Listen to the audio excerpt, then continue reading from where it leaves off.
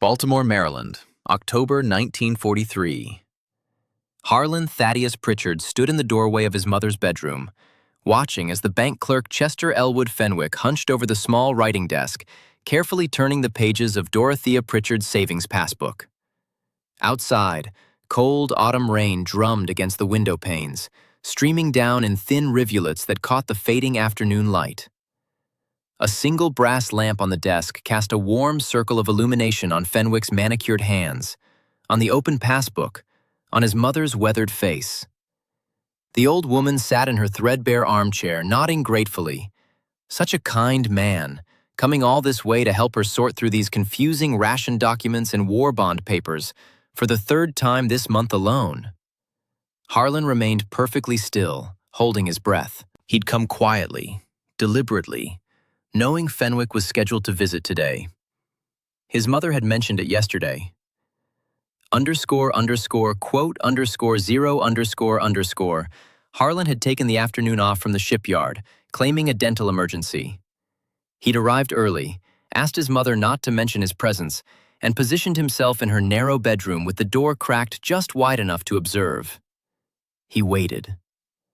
Fenwick arrived precisely at 3 o'clock, just as he'd promised. Polite greetings, removal of his fedora, a concerned inquiry about Mrs. Pritchard's health. Then, straight to business. Documents spread across the desk, his leather-bound notebook extracted from his briefcase, and the request for her savings passbook. Harlan watched as the clerk made notations in his small black ledger, his well-groomed fingers, clean with neatly trimmed nails, lingering on the passbook pages slightly longer than necessary for a simple verification of numbers.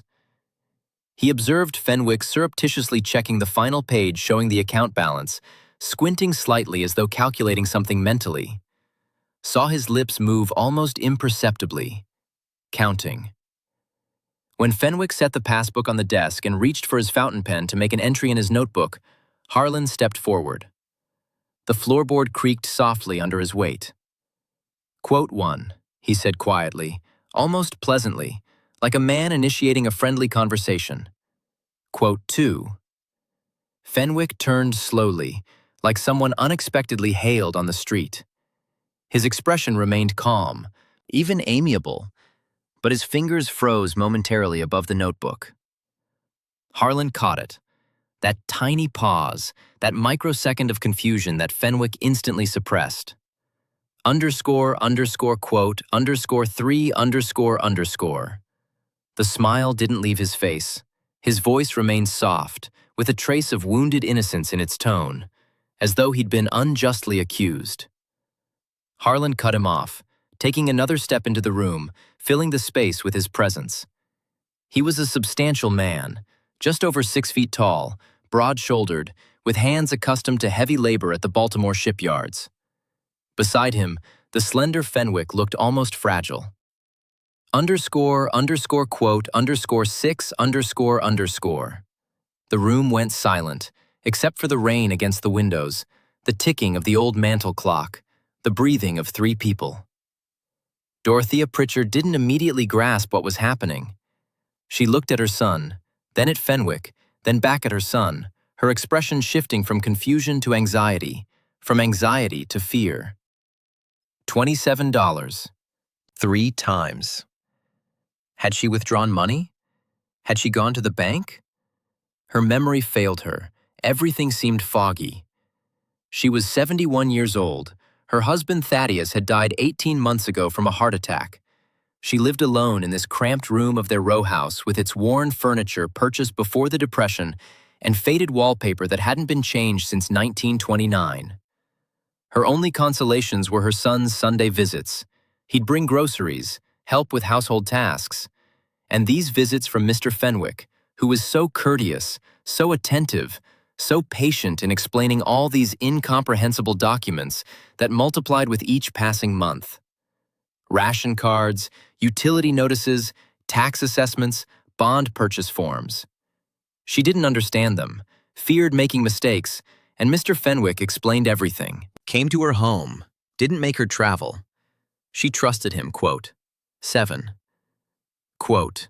Her voice trembled, her hands shook, quote. 8, quote, quote, 9, quote. Harlan didn't take his eyes off the clerk, and his voice carried a cold certainty she rarely heard, only when he was absolutely convinced of something. Go next door to the Kowalskis, right now. Ask them to telephone the police. Explain that there's a man here who's been stealing from you. The word stealing dropped into the room's silence like a stone into a well. Dorothea Pritchard pressed her hand to her chest, her eyes widened, her face went pale. Quote, 12, quote, 13. Fenwick rose slowly from his chair. He was a short man, perhaps 5'6", slender, in his early 40s, with carefully combed dark brown hair beginning to thin at the crown and wire-rimmed spectacles. A gray suit, not new but pressed, with creases in the trousers. White shirt, clean collar. Navy blue tie tied in a neat knot. Well-maintained hands, clean, short nails. Soft skin without calluses. The hands of someone who worked with papers, not tools. An intelligent face, one that inspired confidence. Regular features, a pleasant, memorable expression. Gray-blue eyes behind the lenses, attentive, sympathetic. This was exactly how a trustworthy person should look. Someone who generated goodwill at first glance. Who seemed reliable. Underscore, underscore, quote, underscore, 14, underscore, underscore. He spoke gently, with a note of sadness in his voice, as though deeply hurt by unjust accusations. Harlan stepped closer, positioning himself between Fenwick and the door, blocking the exit. Underscore, underscore, quote, underscore, 17, underscore, underscore. Fenwick was silent for several seconds. The room filled with the sound of rain against the windows, drops tapping on the sill. Then he nodded, almost imperceptibly, as though accepting the terms of a game whose rules had suddenly changed. Underscore, underscore, quote, underscore, 18, underscore, underscore. His voice remained level, calm, but Harlan noticed the muscles tightening in his neck, a slight twitch at the corner of his mouth. Harlan extended his hand, palm up. The gesture was calm but implacable. Fenwick blinked, as though he hadn't heard correctly. Your briefcase, that black leather one under the chair, the one you always carry with you. Fenwick looked down. There indeed sat his worn leather briefcase with brass clasps, which he always brought to work and when he visited clients. He raised his eyes to Harlan. And something changed in his gaze behind the spectacle lenses. Something quick and cold flickered in their depths and immediately vanished, hidden behind the habitual mask of polite concern. But Harlan saw it. Saw the real Fenwick, the one hiding beneath the suit and smile. Harlan, these are personal belongings. I don't believe you have the right. The police will determine what rights I have. Meanwhile, you'll sit right here. Harlan pointed to the chair at the desk. Place your hands on the table where I can see them, and you won't move until they arrive. Understood? Harlan spoke quietly, without raising his voice, but his tone carried such inflexibility, such absolute certainty in his righteousness, that Fenwick, hesitating for a second, weighing his options, slowly sat back down. Dorothea Pritchard still couldn't believe what was happening. She stood by the bedroom doorway, gripping the frame for support, her face white, lips trembling. Harlan turned to her, and she saw something in his eyes that made her fall silent. The old woman, sobbing, threw a shawl over her shoulders and left, steadying herself against the wall. Harlan remained standing by the door, arms crossed over his chest, watching Fenwick. The clerk sat motionless, hands flat on the desk surface. His face showed no emotion, not fear, not anger, not shame. Just calm, patient waiting. Like someone accustomed to waiting. Like someone who'd been in similar situations before and knew that patience was his best strategy. Silence stretched between them, broken only by the rain and the clock's ticking. 5 minutes passed. Then 10. Fenwick didn't move, didn't speak. Harlan didn't move either. This was a contest of wills, and both men understood it. Finally, heavy footsteps sounded on the stairs. Voices. The door opened and two police officers entered. A sergeant in his 50s, gray-haired and heavy-set, and a younger patrolman, barely 25. "Mr. Pritchard?" The sergeant looked at Harlan. "You reported a theft?" "Sergeant Donovan," Harlan nodded to him.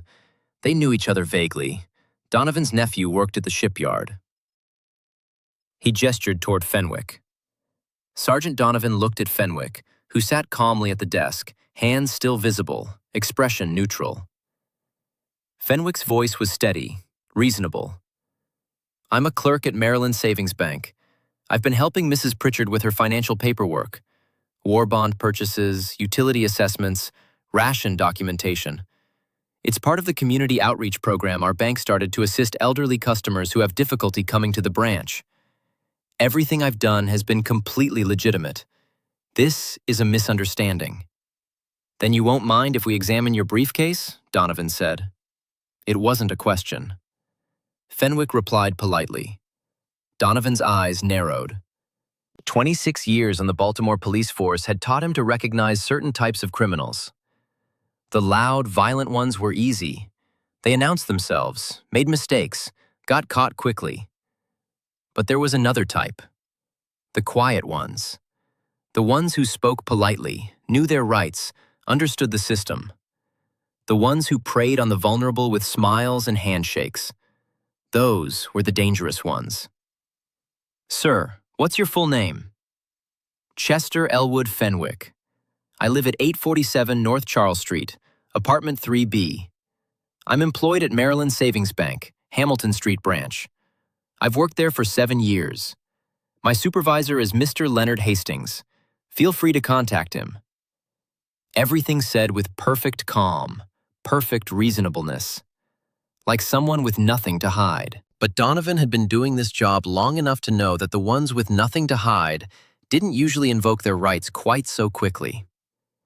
Fenwick smiled slightly, sadly, like someone disappointed in human nature. Harlan stepped forward. Fenwick interrupted gently. Harlan's voice went hard. "How money disappeared from her account on the exact dates you visited her? 3 times in a row.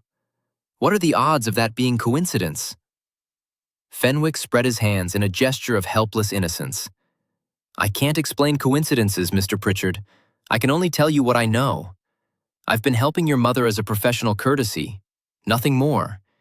If withdrawals were made from her account, perhaps she asked a neighbor for assistance. Perhaps she telephoned the bank. Perhaps there's been an error in record keeping. I don't know. But I do know I haven't taken anything from her or anyone else." Sergeant Donovan looked at the younger patrolman, who'd been taking notes.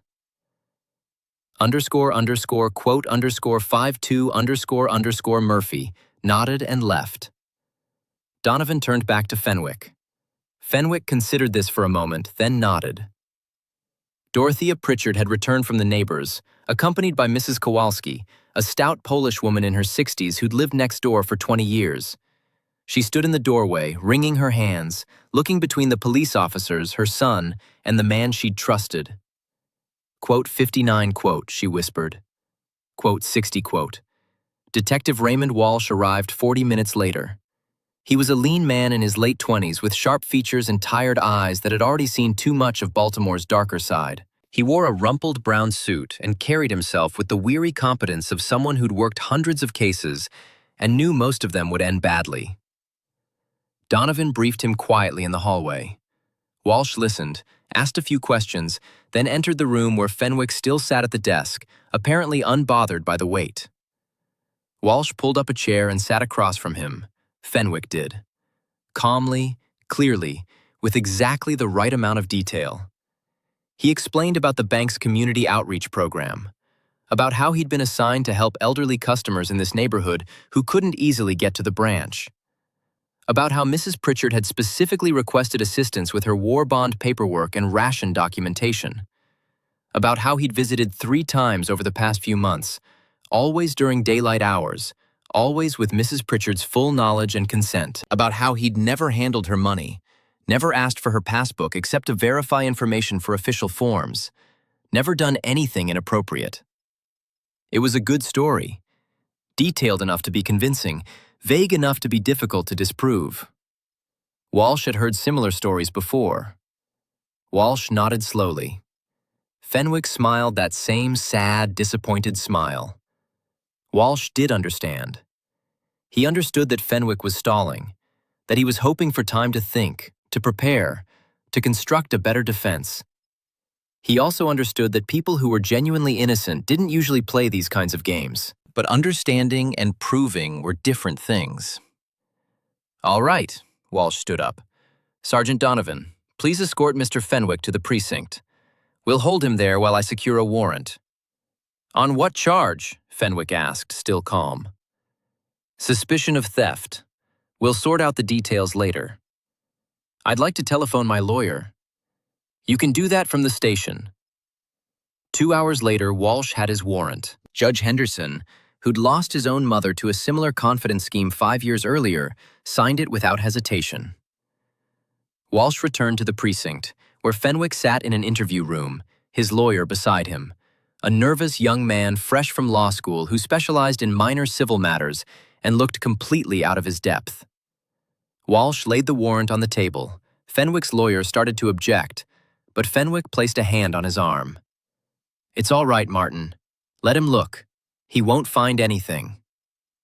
Walsh picked up the briefcase, placed it on the table, and opened the brass clasps. Inside were papers. Lots of papers.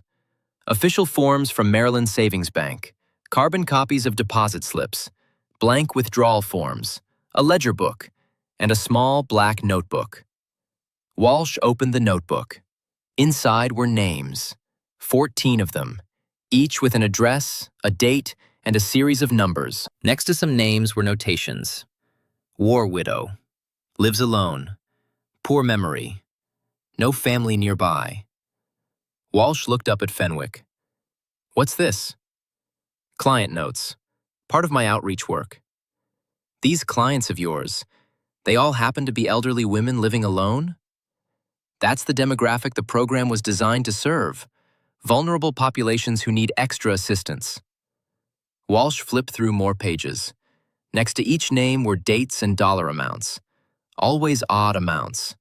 $27, $34, $19, never round numbers. "And these amounts?" "Various transactions I helped facilitate. Bond purchases, utility payments, that sort of thing." Walsh read one entry aloud. "Pritchard, Dorothea, 847 Lombard Street, July 27th, $27. August 25th, $27. September 23rd, $27. He looked at Fenwick. 3 identical amounts, same day of the month, roughly. That's an interesting coincidence. "Mrs. Pritchard has a monthly utility payment of $27. I've been helping her manage it." "By withdrawing money from her savings account without her knowledge?" "I've withdrawn nothing. If money's missing from her account, someone else is responsible." Walsh closed the notebook. "Let's talk about the other names in here. These other 13 women. Have you been helping them too?" Fenwick's lawyer interjected. Walsh said. He pulled out the carbon copies of withdrawal forms. Each form showed a different woman's name, different amounts, different dates, but all had one thing in common. They'd been processed by Chester E. Fenwick, clerk number 247, Maryland Savings Bank. Walsh spread them on the table. __quote _94 ___. Fenwick didn't hesitate. "Those are legitimate transactions. Each woman came to the bank and requested those withdrawals. I processed them as part of my normal duties." "Including Mrs. Pritchard, who told us she hasn't been to the bank since July?" "If Mrs. Pritchard says that, she's mistaken. Elderly people often forget things." "All 14 of them? They all forgot?" Fenwick's expression didn't change. "I can't speak to what they remember or don't remember. I can only tell you what I did, which was process legitimate transactions at their request." Walsh leaned back in his chair. He'd been expecting denials, but not this particular brand.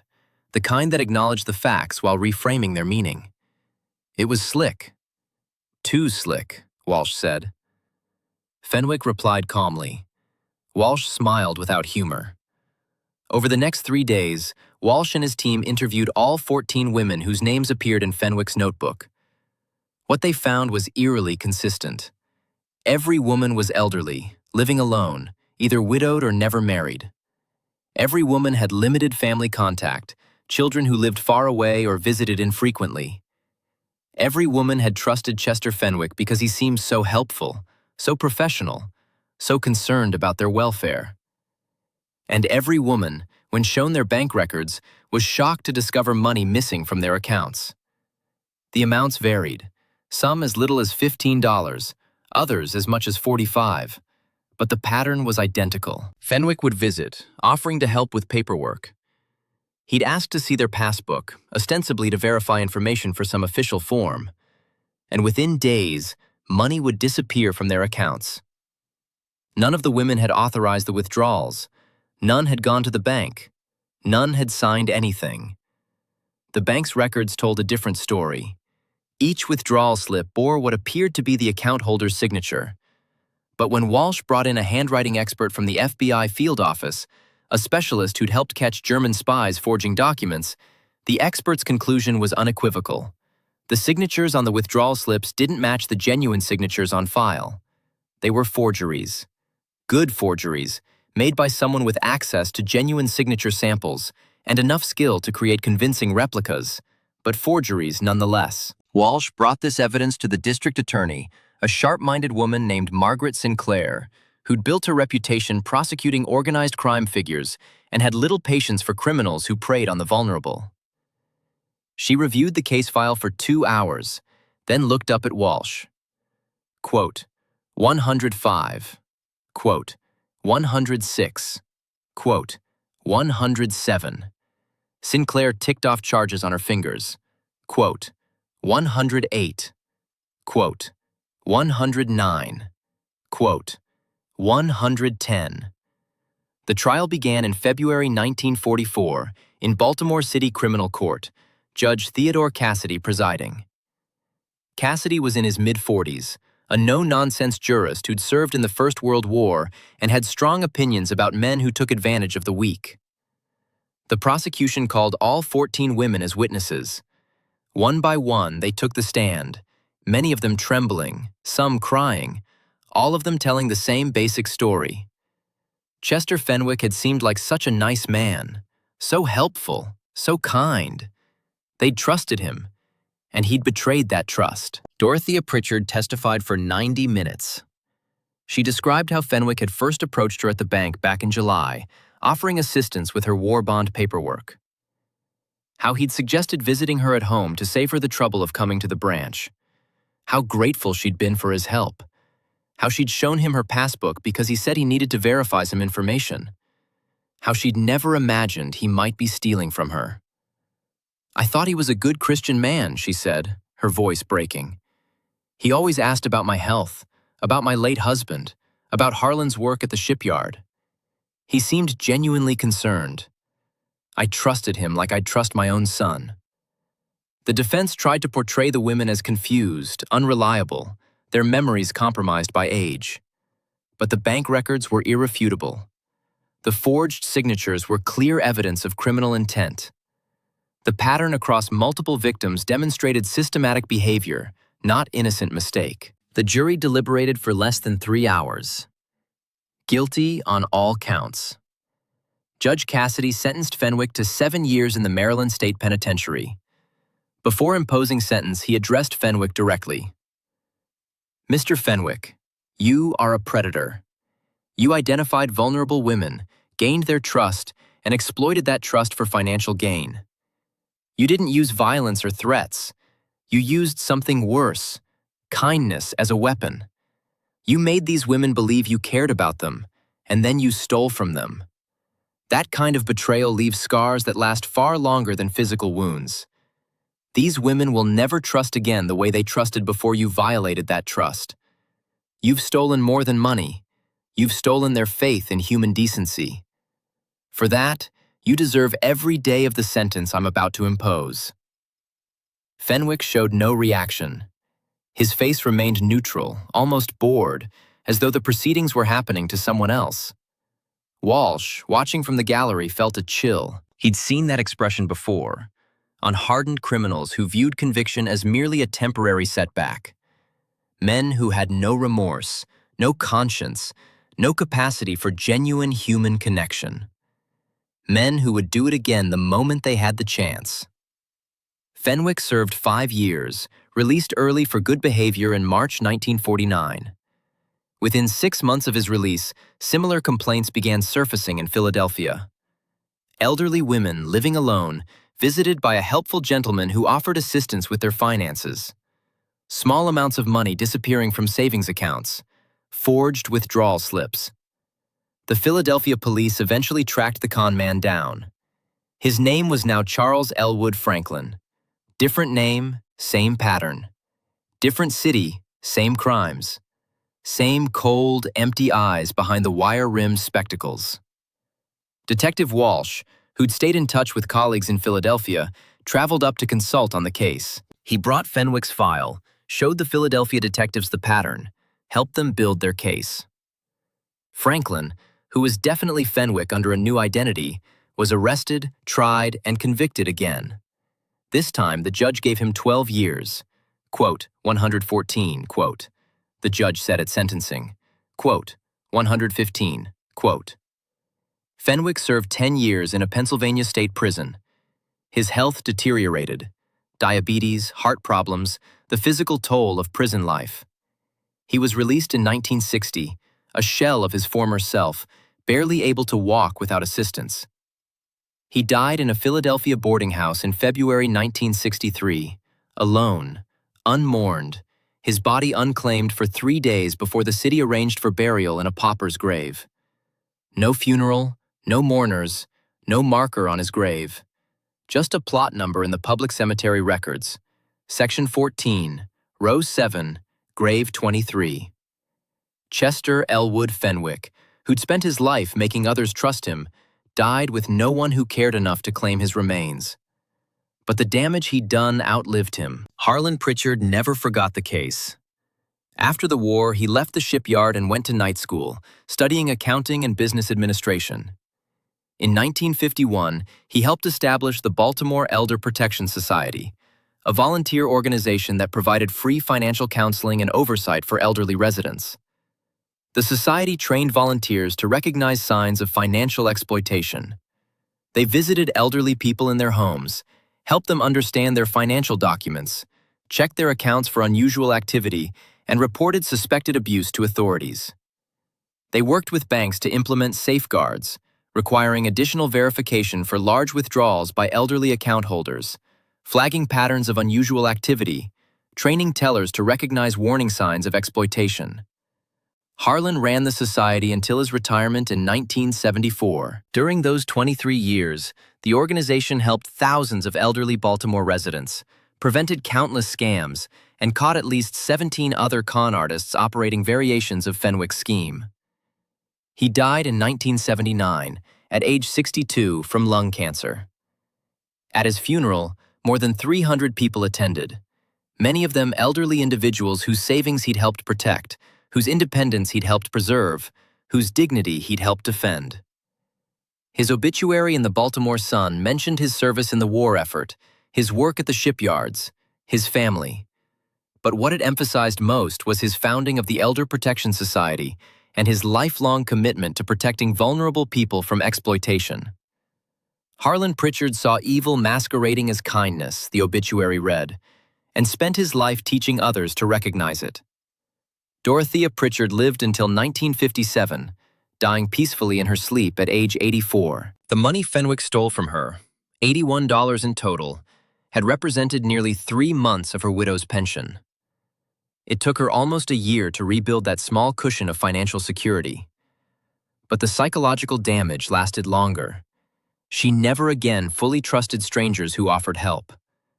Never again accepted assistance from anyone she didn't know personally. The easy faith she'd once had in human goodness had been shattered, replaced by wariness and suspicion. Her granddaughter, Harlan Pritchard, who was 12 when the Fenwick case went to trial, grew up hearing the story. She remembered visiting her grandmother and seeing how the old woman would flinch whenever someone knocked on the door unexpectedly. Remembered her grandmother's careful questions before accepting any offer of help. How do you know this person? Who vouches for them? What do they want in return? That wariness shaped Evelyn's worldview. She became a social worker, specializing in elder care. She worked for the Baltimore Department of Social Services, developing protocols for protecting elderly residents from financial exploitation, abuse, and neglect. She trained caseworkers to recognize signs of exploitation, unusual changes in banking patterns, sudden transfers of property, isolation from family members, unexplained fear or anxiety around certain individuals. She implemented mandatory reporting systems, established partnerships with banks and police, created support networks for victims. In 1968, she helped draft Maryland's first comprehensive elder protection law, which strengthened criminal penalties for financial exploitation of seniors and created civil remedies allowing victims to recover stolen assets. The law became a model for other states. By the time Evelyn retired in 1995, variations of Maryland's elder protection statutes had been adopted in 42 states. She always credited her grandmother's experience with Fenwick as the catalyst. "Grandma Dottie's pain became my mission," she said in a 1992 interview with the Baltimore Sun. Chester Fenwick destroyed her trust. But from that destruction, we built systems to protect others. That's how we honor victims, not by dwelling on their suffering, but by using their experience to prevent future suffering. One of Fenwick's other victims, Ethel Mae Richardson, never recovered financially. She was 68 when Fenwick stole $45 from her account, money she'd been saving to help her grandson pay for trade school. The boy, Calvin Richardson, had planned to attend the Baltimore Vocational Institute to learn electrical work. $45 would have covered his tuition and materials for the first semester. When the money disappeared, Calvin couldn't start school. He took a job at a textile factory instead, earning barely enough to help support his widowed grandmother and his younger siblings. He worked at that factory for the next 18 years, never quite able to save enough to go back to school, watching younger men with electrical training get better jobs, higher wages, more opportunities. In 1962, the factory closed, moved operations to North Carolina where labor was cheaper. Calvin, by then 42 years old with a family of his own, found himself unemployed with outdated skills and dim prospects. He eventually found work as a night janitor, a job he held until retiring at 65. He never forgot that the trajectory of his life had been altered by a man who stole $45 from his grandmother. Quote 121, quote, he told his daughter years later. Quote 122, quote. But Calvin's daughter, Lorraine Richardson, turned her father's bitterness into action. She became a teacher, working in Baltimore's poorest neighborhoods, focusing on vocational education for at-risk youth. She helped hundreds of young people get the training her father never received. She established scholarship funds, built partnerships with local businesses, created pathways for students who couldn't afford traditional education. When she retired in 2001, she'd helped more than 800 students complete vocational training and find stable employment. At her retirement celebration, she spoke about her father and what Fenwick had taken from him. "Chester Fenwick stole my father's opportunities," she said. "But he couldn't steal my father's determination that his children and grandchildren would have opportunities he didn't. My father worked 2 jobs to make sure I could go to college. He sacrificed so I could have what he'd been denied. And I've spent my career making sure other kids get the chances my father should have had. That's how we defeat people like Fenwick, not by becoming bitter, but by becoming better." Detective Raymond Walsh retired from the Baltimore Police Department in 1965 after 31 years of service. The Fenwick case remained one of the most significant of his career, not because of its complexity. It was actually fairly straightforward once the pattern emerged, but because of its impact. Walsh had worked hundreds of cases: murders, armed robberies, assaults, organized crime. But the Fenwick case taught him something about the nature of evil that stayed with him. Evil wasn't always dramatic. It didn't always announce itself with violence or obvious malice. Sometimes evil looked like kindness, sounded like concern, came wrapped in offers of help. The most dangerous predators, Walsh came to believe, weren't the ones who used guns or knives. They were the ones who used trust as a weapon, who identified vulnerability and exploited it, who understood that the best disguise for a predator was the appearance of a protector. After retiring, Walsh taught criminal justice at the University of Baltimore. He used the Fenwick case as a teaching tool for aspiring detectives, prosecutors, and social workers. Quote 125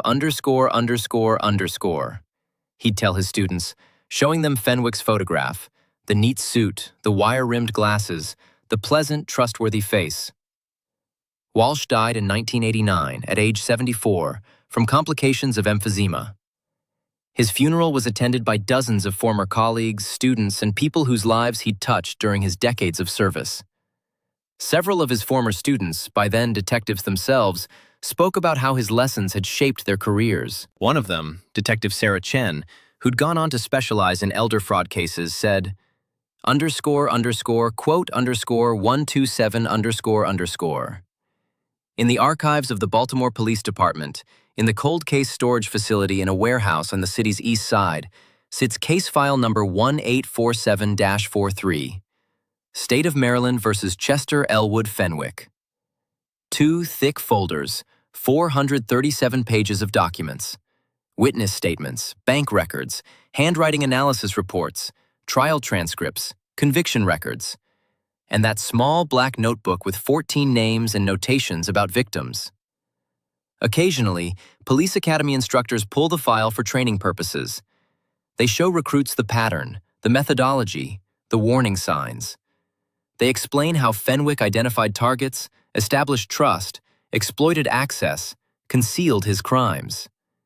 They demonstrate how the investigation built a case from seemingly disconnected incidents into a prosecutable pattern. They emphasize the importance of taking elder fraud seriously, of recognizing that financial exploitation is real crime with real victims, even when the amount seems small.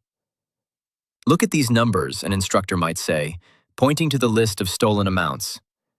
$27, $15, $34, pocket change to some people. But to these women, living on tiny pensions, it was the difference between eating and going hungry, between keeping the heat on and freezing, between independence and destitution. Never dismiss a case because the dollar amount seems small. The impact on the victim is what matters. The lessons of the Fenwick case rippled forward through decades. Every detective who studied it carried those lessons into their own investigations. Every prosecutor who reviewed it learned how to build cases around pattern evidence. Every social worker who heard the story understood the need for protective systems. The evil Fenwick represented, cold, calculating, disguised as kindness, became a warning that echoed through the years. Margaret Sinclair, the district attorney who prosecuted Fenwick, went on to become a Superior Court judge in 1956. She served for 22 years, presiding over hundreds of cases, but she always said the Fenwick case shaped her judicial philosophy more than any other. That case taught me that the most dangerous criminals aren't always the violent ones, she reflected in a 1977 interview, shortly before her retirement. Chester Fenwick never physically harmed anyone, never raised his voice, never made a threat. But he destroyed people's lives just as surely as any murderer. He destroyed their sense of security, their ability to trust, their financial stability, their dignity. When you're sentencing someone like that, you have to understand that the harm goes far beyond the dollar amount. You're looking at psychological devastation that affects not just the victim, but their families, their communities, the broader social fabric of trust that holds society together.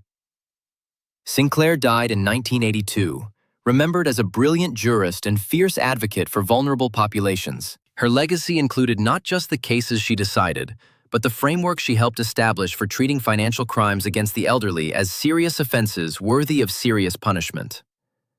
The Maryland State Penitentiary, where Fenwick served his first sentence, no longer exists.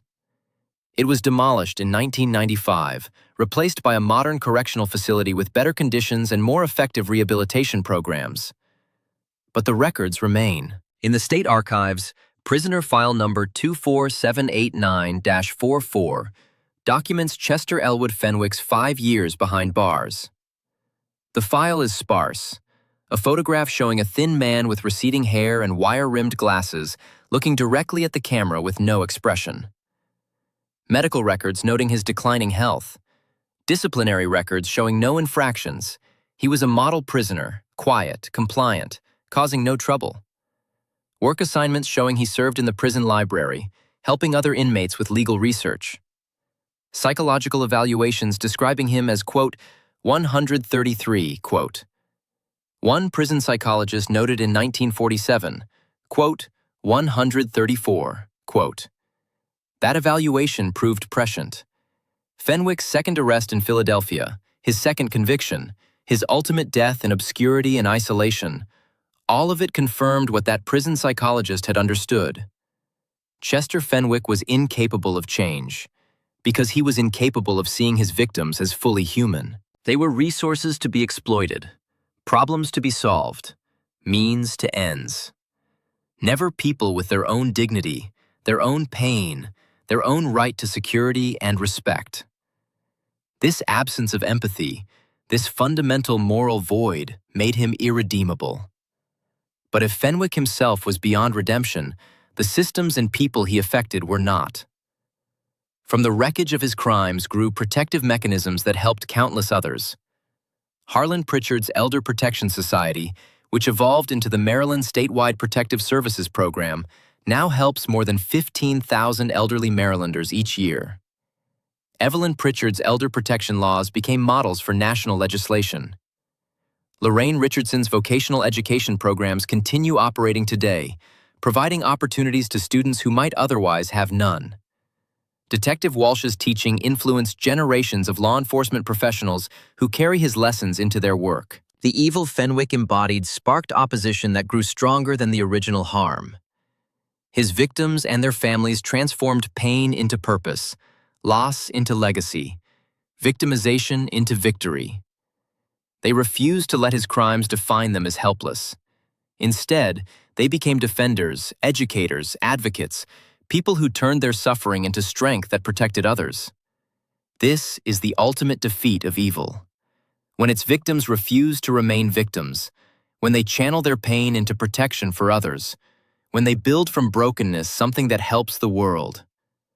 Fenwick wanted power over vulnerable people, wanted control, wanted easy money, wanted to exploit without consequence. He got those things briefly, deceived dozens, maybe hundreds of people, stole thousands of dollars, ruined multiple lives. But he was caught, twice convicted, died alone and forgotten, while his victims' descendants created lasting legacies of protection and care. The systems they built, the laws they championed, the awareness they raised, these things outlived Fenwick's crimes and work every day to prevent others like him from succeeding. That's justice. Not just the courtroom kind, though that mattered, but the deeper historical kind that manifests over years and generations. The kind where evil's attempt to destroy becomes the catalyst for building something stronger, better, more protective. Where pain transforms into purpose, where victims become protectors, where the lessons of suffering become wisdom that saves others from similar suffering. Chester Fenwick tried to exploit human decency for personal gain. But human decency, it turned out, was stronger than his exploitation. The people he victimized, and their families, and the communities that surrounded them, responded to his betrayal by creating systems of trust that were more resilient, more protected, more aware of danger. They learned his lessons, that evil disguises itself as kindness, that vulnerability invites exploitation, that trust requires verification, and they used those lessons to make the world marginally safer for those who came after. In the end, Fenwick's life accomplished the opposite of what he intended. He wanted to enrich himself at others' expense. Instead, his crimes enriched the systems designed to protect the vulnerable. He wanted to exploit trust. Instead, He taught people how to trust more wisely, more carefully, with better safeguards. He wanted power and control. Instead, he became a cautionary tale, a training example, a symbol of exactly the kind of predator society must guard against. Evil exists. Chester Fenwick proved that. But good is stronger. The people who opposed him, who learned from him, who built protections because of him, they proved that too. Evil can win battles, inflict harm, cause suffering. But in the long arc of history, when communities respond to evil with determination to protect their vulnerable members, when victims transform their pain into systems that help others, when one generation's suffering becomes the next generation's wisdom, that's when good wins. Not perfectly, not without cost, but definitively. Chester Elwood Fenwick is forgotten. His victims and their descendants are remembered. The systems they built continue operating. The laws they championed still protect people. The awareness they raised still helps communities recognize predators. That's the real verdict on his life. He's a footnote in other people's stories of resilience and protection. He's the villain in narratives about heroes who refuse to let evil win. He's the warning in the lessons that save lives. He spent his life trying to matter by taking from others. In death, he matters only as an example of what to guard against, what to recognize, what to stop. The people he tried to destroy became the builders of lasting good. Their pain became power. Their losses became lessons. Their vulnerability, once exploited, became the foundation for systems that protect other vulnerable people. That's the final word on Chester Fenwick. His evil sparked good that was stronger, more lasting, and more meaningful than anything he ever tried to accomplish. And in that fact lies both justice and hope. Justice for his victims, hope that even from the worst human actions, something better can grow.